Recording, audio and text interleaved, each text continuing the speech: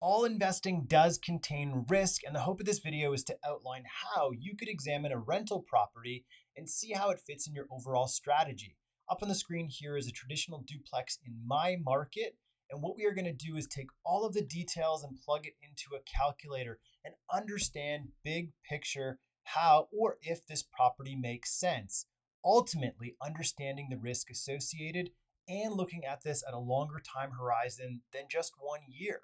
So on the screen here, I have put in all of the details that are directly from the listing: purchase price, down payment. We have a interest rate as well as closing costs. In my province, land transfer needs to be paid and it's 1% of the purchase price. And there's a few extra dollars to cover lawyer and title insurance. So we also have our property tax and we have annual increases, insurance, maintenance, and other costs. There could be some stuff that pops up at closing. And then we have a market rent. Now, for me, I always go on the conservative side of where is slightly below her. So I use tools that are available like rentals.ca or Facebook Marketplace to really understand what's going on in that immediate zone and understand if I could push the rent up or if I should be a bit more conservative in my analysis. Down here, we have some parameters on what could happen in the future. Now, appreciation in our market is around 5% per year. We're going to be looking at this at a 10-year time horizon, and the overall cost to sell at about 8%. So to pay out a few of the fees to real estate, as well as close out any other bills that might be associated with the property. Perhaps that's getting it move-in ready for somebody else, painting, repairs, replacing appliances that are worn out. I always like to be conservative, and that's my number. There are a lot of calculators out there. This is one that I'm choosing that's free and available online, and it's going to give us a time horizon of 10 years. So looking at the overall investment within a 10-year time horizon, we have an internal rate of return of almost 15%. And we have a profit when we go to sell. So obviously, if this was a rental property or a hybrid rental owner occupied in the case of a duplex, you might have less monthly rent coming in.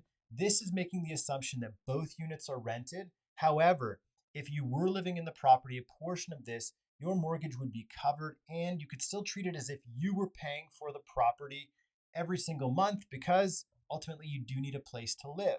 So with those things considered, with mortgage paydown and appreciation, we do see our profit when sold. And ultimately the cash on cash is looking at the 20% initial cash that was put into this deal. It's using a 4.9 capitalization rate, which is looking at the expenses. That is very normal for a property like this in our market. Cap rates are really tricky to use for smaller multifamily. You normally see cap rates thrown around for larger commercial properties. We have our rental income, our mortgage payments, and our total expenses that does all of this math for us. And then we see our income over the first little while. So yes, we do see the red numbers on the screen and the cash flow is negative. But in this particular case, we're looking at how is it in the first year? How could it be over a 10-year time horizon? Obviously, with any investment, it's never a slam dunk right out of the gate. It's actually an unknown. You really don't understand how things are going to go in some cases, whether it's investing in stock. With real estate, there are some controllable variables such as rent and some of the expenses. So if you are looking at a property and you do think that the expenses could be lowered, that ultimately will help contribute to your monthly cash flow. So in this video, we've touched on a few key items, things like income and looking at expenses. To get into the granular details on a per property basis, please shoot me a DM.